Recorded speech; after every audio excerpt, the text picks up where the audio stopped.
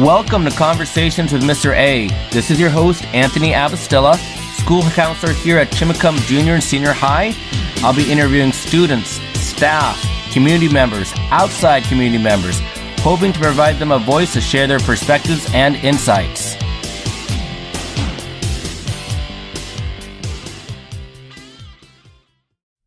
Welcome to another edition of Conversations with Mr. A. This is your host, Anthony Abastilla. This week, I have senior student Daniel Johnson with me. Daniel, thank you so much for being a guest on my show today. Yeah, no problem. So, Daniel, you are a senior, and as we're recording this is late April. We're going to be graduating pretty soon, June 16th. How are you feeling? Well, I'm getting more ready by as the days go on. At the start of the year, I put it off, didn't think about it, but it's April now, coming to the end of April, and starting to realize I got, 7 weeks, something like that, not even that. 7, 8, 9 weeks. Yeah. Getting close. So, we're out of here June 3rd, I think. June 10th. Oh, really? Oh, I thought June 10th. Oh, maybe I got it mixed up. But yeah, it's not that long until then. So just kind of been buckling down and getting ready to, get out there and do whatever I'm going to do. When did the switch flip for you this year? Honestly, not that long ago. I was trying to put it off for as long as I could, but it's kind of unavoidable at this point, it's just not that much time. So I guess maybe a month ago, I was like, okay, I came in and talked about my credits and stuff, and I realized okay, this is, what was on the itinerary, what I had to actually get done. And that's kind of when I was like, okay, it's actually happening now, so yeah, about a month ago, I'd say. Okay. How's the journey been for you up to this point, meaning your whole high school career? How would you describe the journey? Well, I kind of came into high school, indifferent towards all of it. I was getting okay grades. I was passing, and then, sophomore year came around, and that was, no, I don't think many people did good there, and I really struggled with that online format.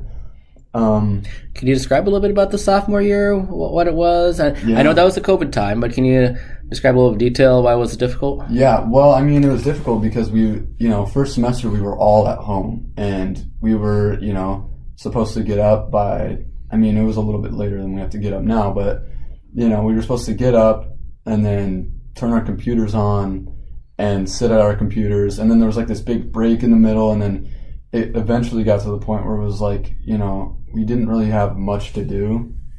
So, me and a bunch of other people we kind of figured out hey, I can just flip over, wake up, have my laptop there and just pass out or, do whatever I want. We weren't, at least myself, I wasn't paying too much attention. And so that ended with me not doing very much work.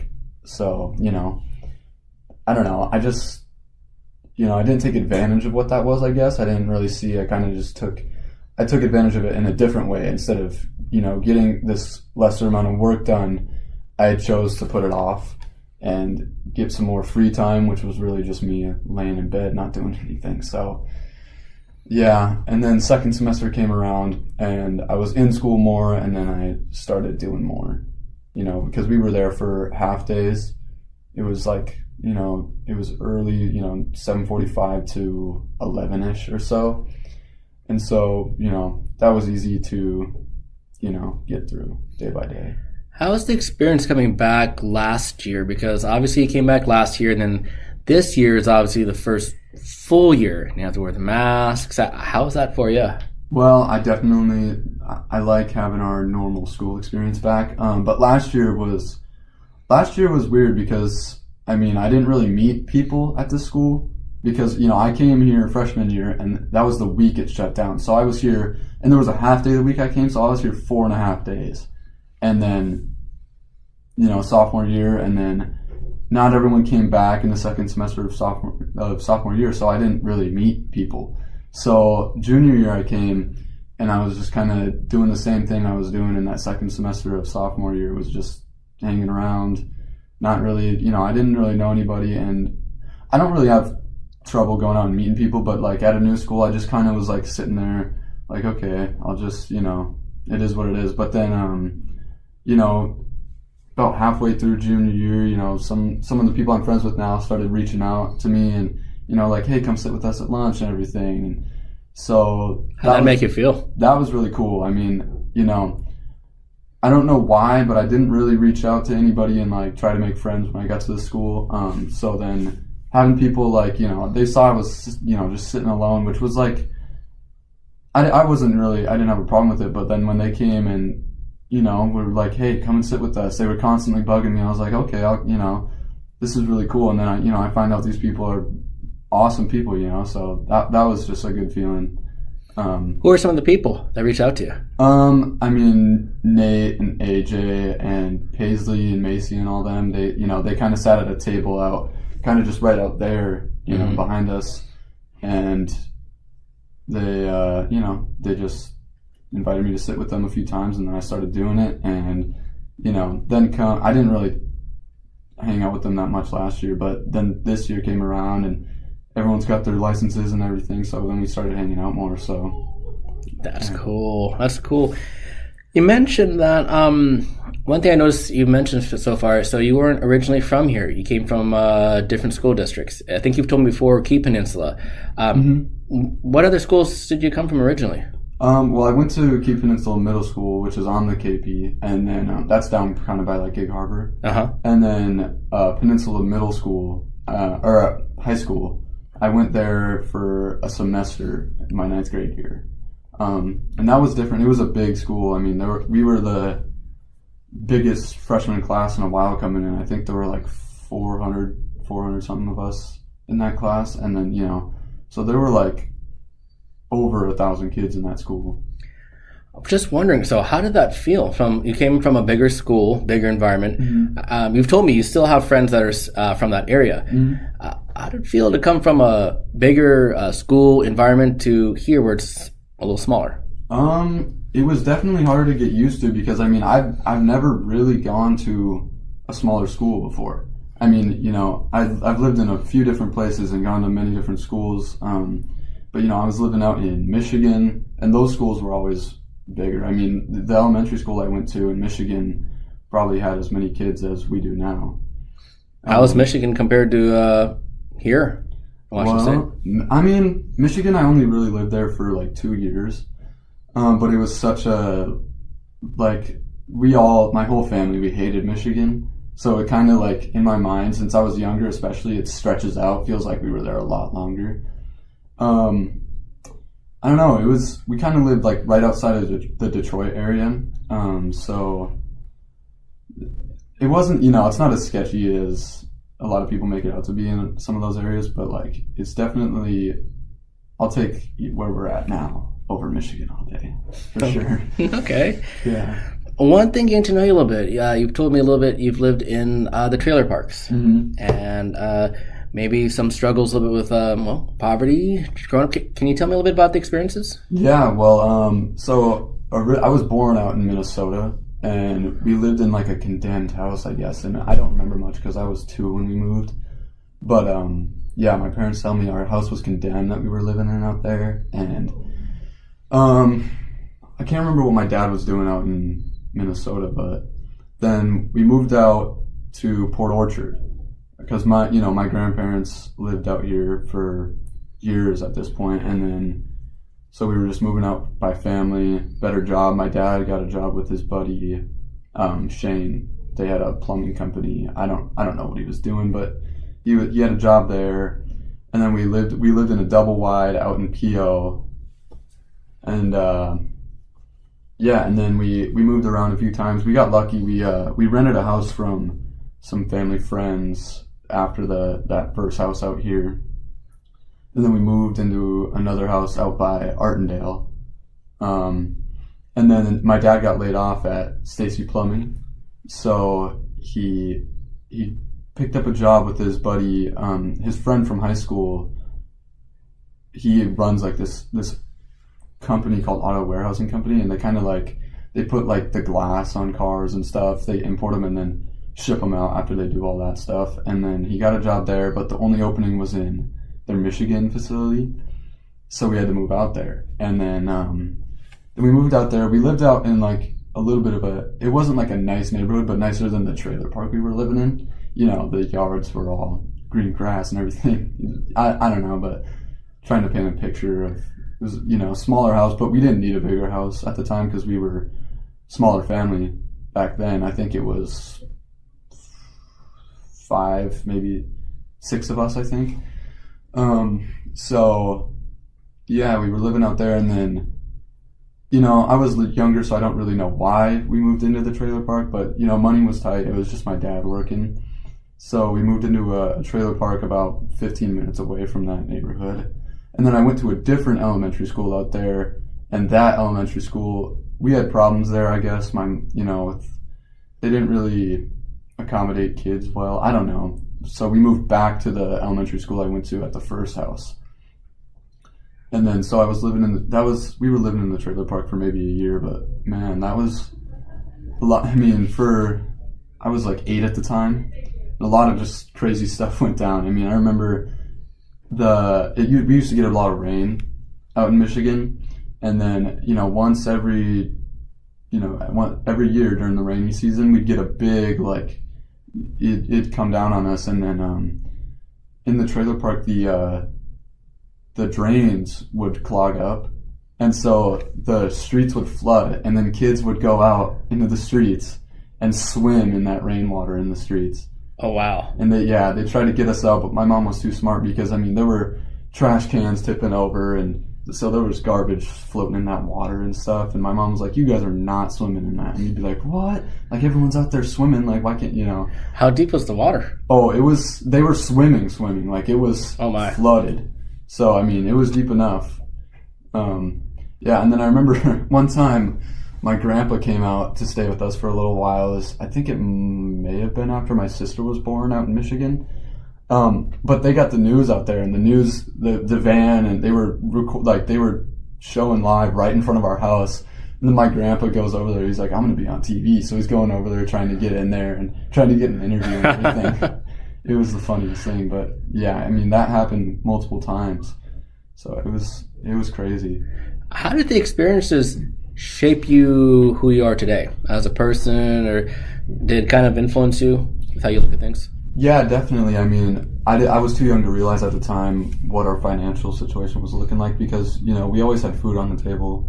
I mean, my parents always made sure we were taken care of. But, you know, we've come a long way since then. So it's given me a better lens, I guess, to look through, to look back and, like, realize that, you know, as much as I'd want to, you know, get down on myself and be like, oh, life sucks right now. I mean, you look back, I mean, it's been worse for us, and it's a lot worse for a lot of other people. So I guess you just learn to appreciate where you've come from and where you're at right now. Yeah. Awesome. What would you say up to this point, what would you say your biggest accomplishment's been, personally? Honestly, I think I'm pretty proud of the fact that my mom's in a band and I've gotten the privilege to play with them live. I think that's pretty cool because, you know, since the 8th grade, music has been, you know, probably the biggest thing in my life, you know. And so since then, it's always been a race to see, you know, am I going to be able to get there and do something with that? And I think that's a big milestone for me, getting up and playing in front of people with like a well put together band. I think that's so far been my biggest like milestone, accomplishment, achievement, whatever. That's awesome. So let's go on the flip side. What would you say some of your biggest obstacles or struggles have been? Maybe even failure. How have you learned from it? Honestly, my biggest obstacle has been trying to figure out what I'm actually going to do with my life, because outside of music, I don't really have any big like goals or passions, you know. So it's been kind of hard to try and channel the music thing into something I can do that will be able to support me when I'm out of high school and, you know, living on my own. So I guess guess trying to figure out what I'm going to do outside of that, trying to build a passion for something. That's been my biggest struggle. Awesome. All right, so continuing on, who are some of the 3 biggest influences you've had in your life, and how have they impacted you? Okay, the biggest one is my dad. I mean, looking back and seeing how he, supported us through everything when we were going through the financial straits and everything.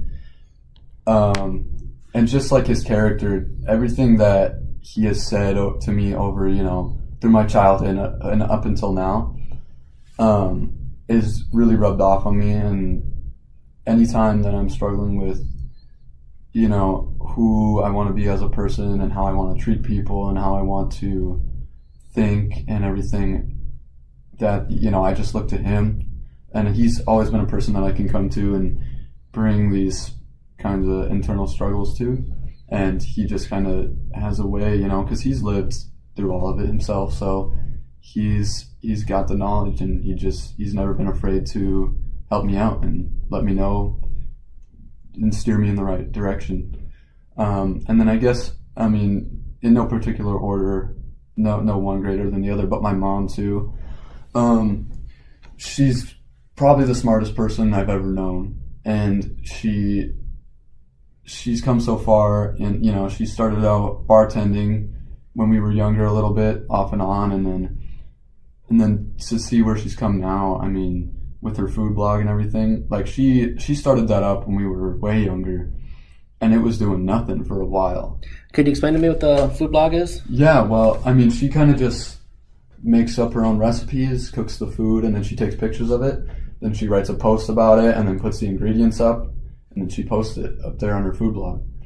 And she does a bunch of different stuff, like Traeger grills and Blackstone flat top grills. So she does a bunch of content for them, and like different like spice brands and like meat rub brands she'll do content for. And then so it's a bunch of different stuff. But she started doing that a long time ago, and it didn't do that type of stuff. It's a website. It didn't get any traction for years, but she kept doing it, and she stuck with it, and now it's like it's her own business now, and it's making her money. And I think it's just awesome that she, because I would have given up right away. And I think most people would have. You start a website and you're doing all this work for free, because it's, it's not easy stuff. Especially like getting down to like writing the posts and everything, like that's not, at least for me, that's not the easiest thing in the world at all. And to do all that stuff for free for years on end is, that's, to me, seems like it would be a tiring thing, but she kept going with it.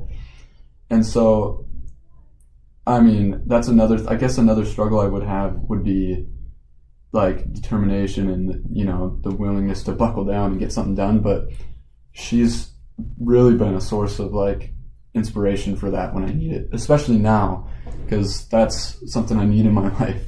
And so when I'm struggling with that, I look to her and see how she has done that throughout her whole life. And so you're very close with your mom, I could tell. Yeah, just by listening in. Yeah, no, me and both my parents have a good, really close relationship. We don't have any problems really. I got, I did my teenager trouble stuff when I was younger, like 8th grade, and then, me and my dad would have it out. Me and my mom, I was a little bit disrespectful, all that, but then they really helped me pull out of that early. And so for years now, we really haven't had very many issues, and if we do, it's a lot more of a mature, work it out type of thing. So yeah. That leads to my next question. So you mentioned you had your teenager troubles and you struggled with that. Yeah. What advice would you tell students or other teenagers, younger teenagers that are going through those troubled times? Like, what would you tell them? What would older Daniel tell younger students? I would really just tell you, as you come up and become teenagers and you get up in, 14, 15, for some reason, you're going to think you know everything, and you're going to want to push away all the advice you're getting, and you're going to want to rebel. But you're going to realize that that doesn't benefit you, And I think it's better to start taking advice earlier rather than later, and just bite the bullet and realize you're not smart. You haven't lived it. You don't know anything at this point in your life. So, everyone's going to go through a little bit of it, I think, but the sooner you can realize that the people around you are a lot smarter than you are, I think the better off you'll be, and the quicker you'll get out of that phase. Awesome. Okay. Well, we're going to jump ahead to the favorite part of these sessions, the word associations. Yeah. So I'm going to give you a word or two. Tell me your immediate thoughts come to mind. Okay. First word, I think everyone loves this word, pickles. Everyone except for you. Yeah. Well, definitely the first thing I think of is your hatred for them. I have a little bit of hatred, not too much. Yeah, but then the second thing I think of is like a nice tuna fish sandwich melt. When I don't like cooking all that much, but when I do cook, I'll go up and I'll get a can of, albacore tuna, and I'll mix that up with some mayo, and then we have these really good pickles. My mom, this year she got the brine right. And so the pickles she made are really good. So I'll chop a few of those up and put them in with the tuna, and then I'll slap them on some bread and some cheese, and then I'll throw that on a pan and toast that up. So that's what pickles make me think of right now. All right. I'm hungry. Okay. Metallica. Oh, well, shoot. That was like the first heavier band I got into.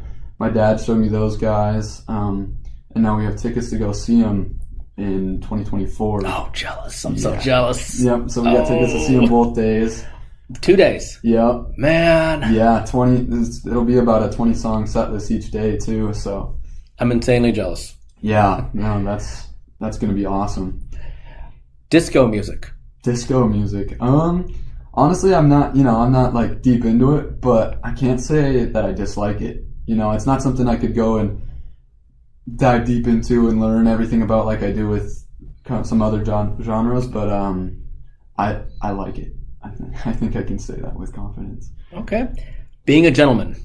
Definitely one of the most important things. I think treating people with respect is just, it's a baseline. If you don't do that, people aren't going to like you.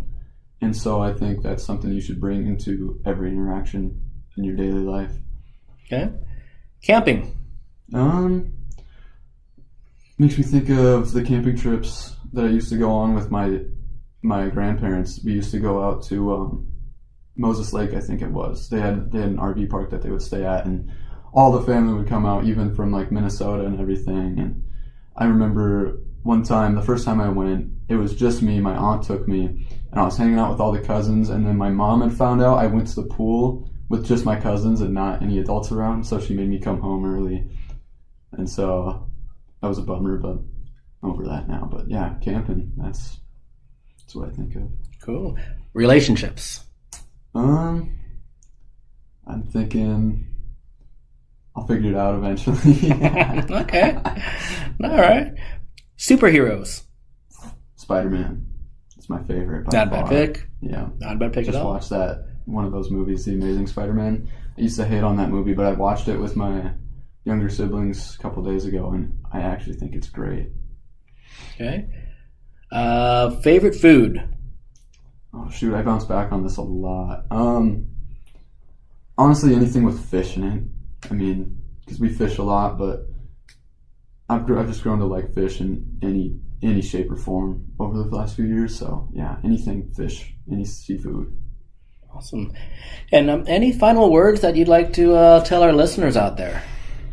I mean, for any seniors out there listening, I might not be the biggest, what's the word, role model out there, but I guess I could just say make sure you get your stuff done, because we don't have that much time left, and I don't want to have to leave anyone behind. I want everyone to walk.